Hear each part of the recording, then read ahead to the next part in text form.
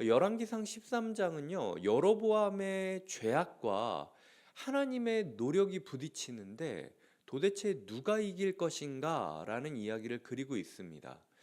내일 다루게 되겠지만 하나님께서 최선을 다하여 노력하셨고 순수한 마음을 다하여 달려든 사람이 있었음에도 불구하고 여로보암이 이겨요.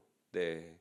부정함이 정함을 이기게 되었고 죄악이 그 의로움을 이기게 되는 모습을 그리고 있는 것이 열왕기상 13장이라는 거죠. 어떤 의미에서 저에게 열왕기상 13장은 냉정한 이 사회의 현실, 그리고 정말로 무력한 기독교의 모습을 있는 모습 그대로 그려주는 장면과도 같았습니다. 그래서 오늘 어떤 의미로 제가 이런 해석들을 하는지에 대해서 10절까지 스토리를 소개하려고 합니다. 먼저 보시면은 보라 그때에 라고 이야기를 하며 시작을 하고 있습니다.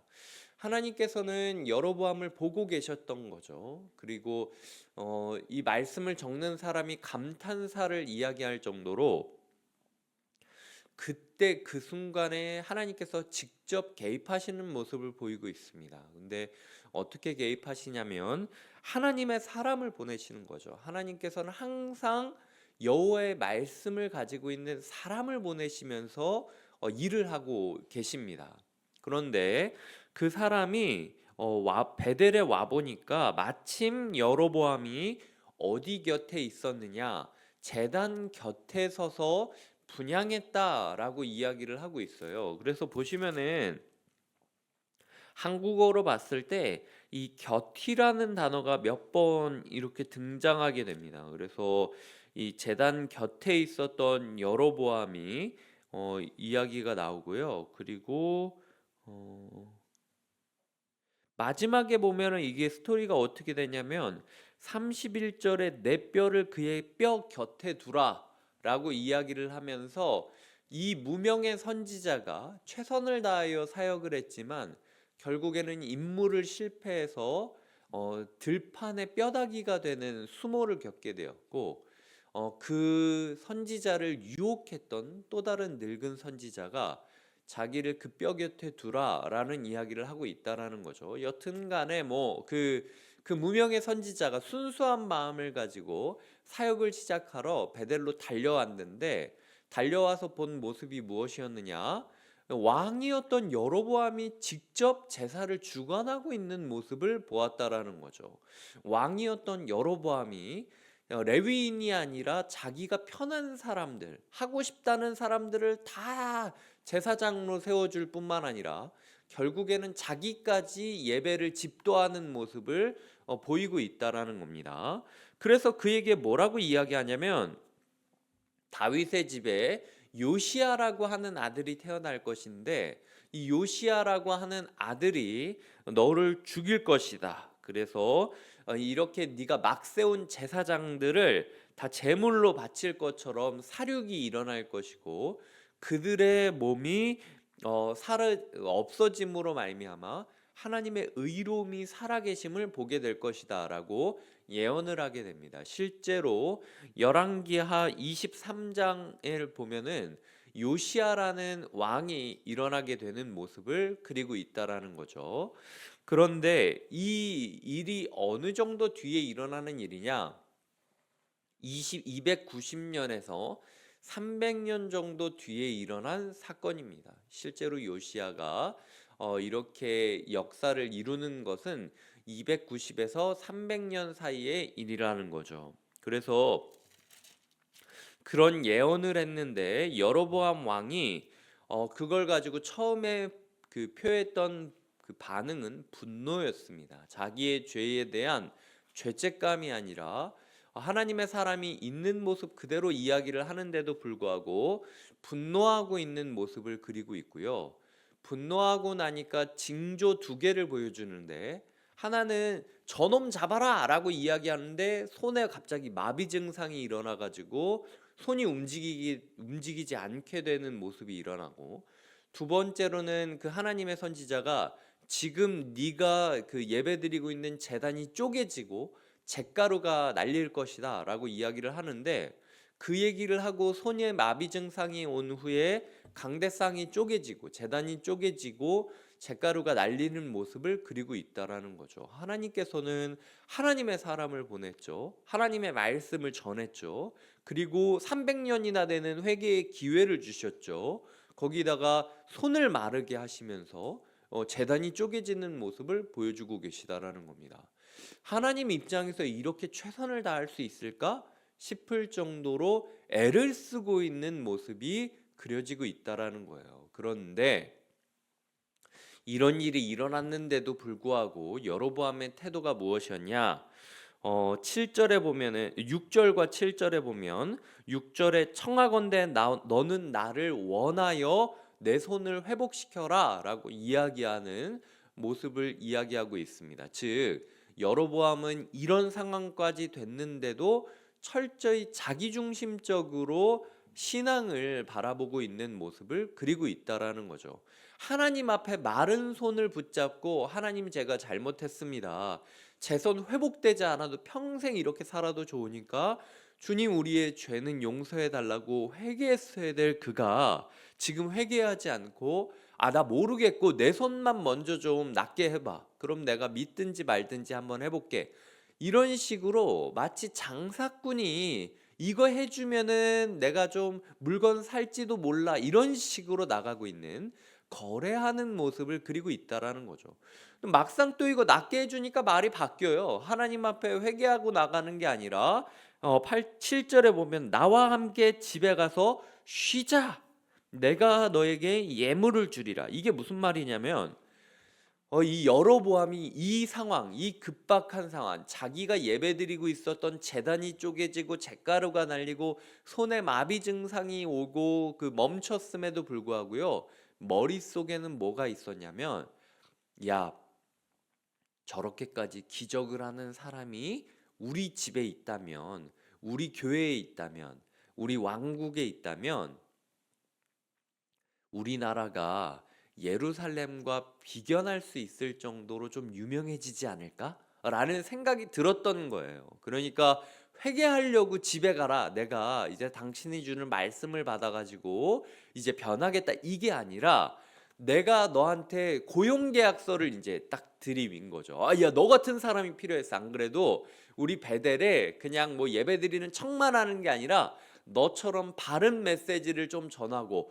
너처럼 기적을 행할 수 있고, 그래서 조금 우리 베델도 종교적인 그 어떤 명산지로 유명해질 수 있을 만한 종교인이 필요했어. 그러니까 내가 너 쉬게 해줄게. 나랑 같이 우리 집으로 가자. 나랑 같이 여기서 일하자라고 스카우트를 하고 있는 모습을 그리고 있는 게 여로보암의 모습이었다라는 거죠.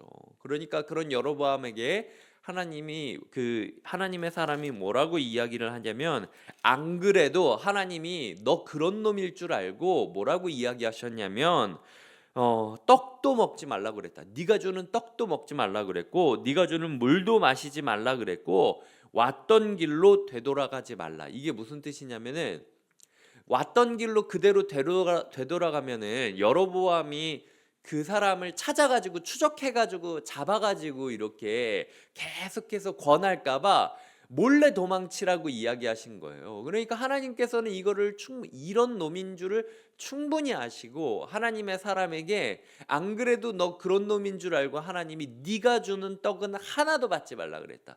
네가 주는 물은 마시지도 말고 네가 나를 잡지도 못하게 몰래 도망치라고 얘기할 정도였다.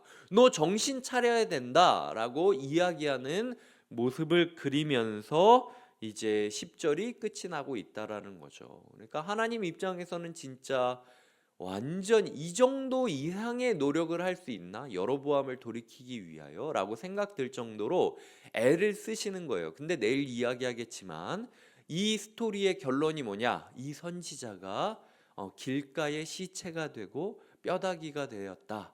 그 정도로 여로보암의 죄가 이 하나님의 열심과 이 선지자의 순수한 마음을 이길 정도로 죄가 굉장히 큰 사회였다라고 이야기하는 게 슬픈 우리의 현실이라는 거죠.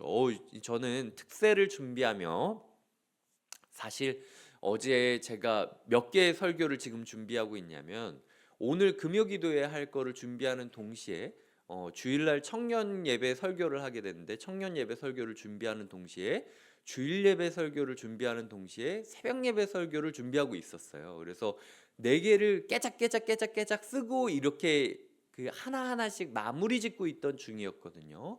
그런데 그렇게 설교를 준비하면서 이제 주일을 기대하고 사역에 애를 쓰고 있는 저에게 하나님께서 마지막으로 이제 새벽 설교를 준비하면서 딱 폈는데 때로는 선지자의 순수한 열심이 세상의 죄를 이길 수 없을 때도 있다. 그러니까 너 성도님들한테 기도를 부탁해야 되고 성도님들이 너를 지켜주기 위하여 애쓰도록 도움을 요청해야 된다.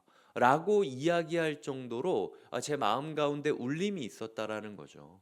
이 선지자가 열정이 없었습니까? 아니면 하나님의 말씀을 받지 못했습니까? 원칙을 얘기하지 못했습니까? 기적이 없었습니까?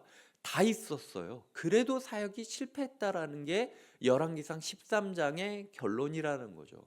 저 혼자서는요, 아무리 날고 기고 애를 써도요, 우리 교회의 사역이 제대로 굴러갈 수 없다라는 이야기를 우리가 꼭 기억해야 됩니다. 저 혼자 노력한다고 되는 일은 아니라는 거예요. 저 혼자의 순수함으로 우리 교회를 세워갈 수는 없다라는 거죠. 오히려 제가 어떤 책망하는 메시지를 전하고 우리가 이렇게 해야 된다라고 이야기를 할 때 성도님들이 그 말씀에 반응해서 순종하는 모습으로 드러내는 게 아니라 우리 목사님은 이걸 가지고 이렇게 말을 할 수 있네. 저걸 가지고 저런 기적을 이뤄낼 수 있네. 그러면은 우리 목사님 우리가 잘 지켜드리면 우리 교회가 유명해질지도 몰라 라는 정도의 생각으로 변질이 될 수도 있다라는 거예요. 우리 마음 가운데 그게 뭐가 문제야. 목사님도 잘 되고 교회도 잘 되고 우리도 그런 목사님과 함께 하면은 얼마나 좋아 라고 이야기할 수 있지만 그 결론이 뭐냐? 제가 제 사역에 있어서 순수함을 잃어버리고 길가에 내동댕이 치고 뒹굴거리는 뼈다귀와 같은 정도로 무력한 사역자의 모습으로 전락할 수도 있다라는 것이 오늘 말씀의 결론이라는 거죠. 첫 번째로 제가 부탁하고 싶은 건 제 마음의 순수함이 계속 지켜질 수 있도록 도와주셨으면 좋겠어요. 제가 지금 뜨거운 마음으로 지금 담임 목회를 시작한 지 얼마 안 됐기 때문에 말씀 한 구절 한 구절이 저에게 너무나도 소중하게 다가오고 이걸 어떻게 요리해서 드릴까 고민하게 되는 게 이 시점이거든요. 그런데 이 갓 지은 밥같이 뜨끈뜨끈한 이 메시지들을 받을 때에 그저 그냥 저런 일도 있네 라고 한 걸음 뒤에서 보실 게 아니라 나에게 주시는 하나님의 말씀으로 여기며 반응해야 된다라는 거예요. 반응이 아니라 평가만 하고 있으니까 지금 여로보암처럼 스카우트를 해야 되나 말아야 되나라는 식의 이야기만 하고 있는 게 혹은 목사님 저랑 밥 한번 먹으십시오. 그리고 내가 평소에 목사님한테 잘 못했고 그리고 목사님의 말을 잘 못 따랐는데 제가 죄송하니까 밥이라도 한번 먹었으면 좋겠습니다라고 얘기하는 정도로 끝내면 안 된다라는 거죠. 우리가 봤을 때 아니 그거 우리가 밥 한번 먹고 그렇게 그냥 마음 푸는 게 뭐가 그렇게 나쁜 일이야 생각할 수 있겠지만 밥 먹는 게 나쁜 일이 아니에요. 회개하고 밥 먹으면 된다라는 거예요. 근데 회개는 없이 말씀에 반응은 없이 미안하니까 그냥 밥으로 퉁치려고 하면은 그게 지금 여로보암의 모습이랑 전혀 차이가 없을 수 있다라는 거죠. 그래서 저한테 밥 안 사주셔도 좋으니까 제가 전하는 메시지에 반응해 주시고 함께 애써 주시고 함께 적용해 주시는 것이 우리의 삶에 필요하다라는 사실을 꼭 기억하셨으면 좋겠어요. 그게 하나님께서 우리에게 주시는 오늘 말씀의 교훈이라는 거죠. 말씀을 맺겠습니다. 우리 교회는 어떤 교회입니까? 이 순수한 하나님의 사람이 말씀을 전하고 있는데도 불구하고 말씀의 능력을 잃고 점점 타락하게 되어서 아무것도 아닌 존재로 전락하게 되는 모습이 저는 곁에 있는 교회가 되지 않았으면 좋겠어요. 성도님들 마음 가운데 특별히 특세를 놓고 지금 우리가 애쓰고 있는 이때에 하나님이 경고처럼 이 메시지를 주는 이유가 무엇인지 기억하면서 지금 우리가 먹고 있는 이 순수한 열정과 꿈이 그저 저 개인의 인간적인 노력으로 사그러들지 않도록 함께 고민해 주시고 함께 회개해 주시고 함께 기도해 주셨으면 좋겠어요. 그게 우리가 사는 길이라는 거죠. 하나님께서 우리 성도님들의 삶을 인도해 주실 뿐만 아니라 바른 회개, 바른 반응을 일으켜 주셔서 그리하여 우리 교회가 한 사람의 애씀이 작은 불씨 하나가 사그러진 것 같은 모습으로 끝나는 것이 아니라 작은 불꽃 하나로 말미암아 큰 불이 일어나는 기적이 될 수 있기를 함께 꿈꿔 주시길 주님의 이름으로 부탁드립니다. 기도하시겠습니다. 하나님 아버지 감사합니다. 마치 하나님과 여로보암이 전쟁하는 것처럼 패역한 세상과 의로우신 하나님이 부딪히는 모습을 보이고 있습니다. 하나님 아버지, 하지만 열왕기상 13장의 이야기의 끝을 우리는 알고 있습니다. 하나님께서 이렇게 노력하셨음에도 불구하고 이 선지자는 길가에 지나가는 뼈다귀처럼 썩어갈 것입니다. 하나님, 우리가 이 죄악된 세상을 살아가는 것이 얼마나 어려운지 깨닫게 하여 주시옵소서. 나 혼자 노력한다라는 것이 얼마나 쉽게 사그러들 수 있는지를 알게 하여 주시옵소서. 하나님, 그리하여 먼저는 우리에게 다가온 이 메시지를 하나님 여로보암처럼 받는 것이 아니라 진실한 회개로 받겠다라고 결단하게 하여 주시고, 동시에 우리가 우리 곁에 있는 하나님의 사람들과 연대하여 함께 꿈을 펼쳐가겠다라고 소망하고, 나아가 내가 하나님께서 세상에 주시는 하나님의 사람으로 달려가겠다라고 결단하는 하루가 되게 하여 주시옵소서. 감사하고 예수님의 이름으로 기도드립니다. 아멘.